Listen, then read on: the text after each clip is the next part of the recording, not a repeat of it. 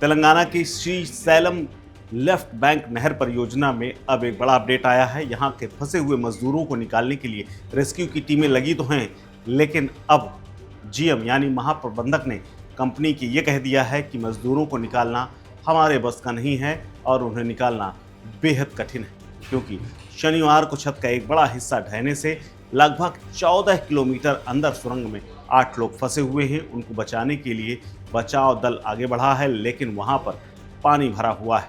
इस दौरान सुरंग बोरिंग मशीन काम कर रही थी।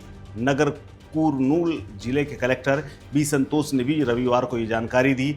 हालांकि गाद के स्थान पर पहुंचने के लिए बड़ी चुनौती यह है कि वहां पर पहुंचने वाले लोगों और वहां पर फंसे हुए लोगों के बीच में संपर्क होना मुश्किल हो रहा है, क्योंकि 45 किलोमीटर लंबी है सुरंग में जिस जगह पर बड़ा हिस्सा धंसा है वहां पर कोई कम्युनिकेशन का साधन नहीं है।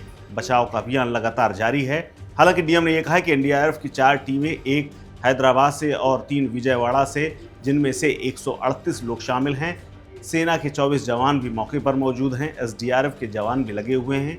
एससीसीएल के 23 सदस्य भी तमाम संसाधनों के साथ मौके पर जुटे हुए हैं और निर्माण करने वाली कंपनी के तमाम बचाव सदस्य भी लगे हुए हैं। सुरंग में ऑक्सीजन और बिजली की आपूर्ति उपलब्ध करा दी गई है, लेकिन पानी और गाद निकालने का जो काम चल रहा है वो कई दिनों तक चल सकता है। उन्होंने कहा कि अभी तक हमारा फंसे हुए लोगों से संपर्क नहीं हो पाया है। बचाव कर्मी अंदर जाकर देखेंगे, फिर हम बता पाएंगे कि स्थिति क्या है। वहीं श्री सैलम लेफ्ट नहर बैंक की परियोजना का जो अभियान है वो सिंगनेरी कोलियरीज के महाप्रबंधक श्रीनिवास रेड्डी ने तो ये कह दिया है, हमने आज और कल निरीक्षण किया। पानी की समस्या ये है कि करीब 11 किलोमीटर तक ये पानी भरा हुआ है। अंदर फंसे श्रमिकों को बाहर निकाले जाने की संभावना फिलहाल बेहद कम है। हालांकि राहत और बचाव कार्य सुरंग के नीचे फंसे श्रमिकों को बाहर निकालने की पूरी कोशिश कर रही हैं। क्या कुछ कहा है श्रीनिवास ने, सुनिए।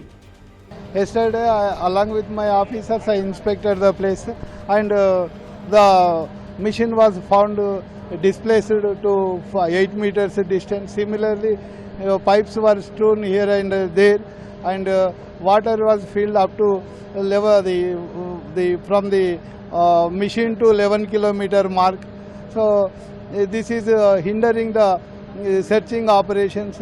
So this is what. Is there a chance to come the victims to out? Is there any chance? As per the devastation that is observed there, I think there is a very less possibility. However, if there are any air pockets, people may take breath and they may survive. So till the morning or what the operation which happened In the morning, high level meeting has been conducted under the minister, sir, and collectors are. They gave us the instructions. As per their instructions, we are moving forward for participating in the operations. So how many days is expecting to solve this problem?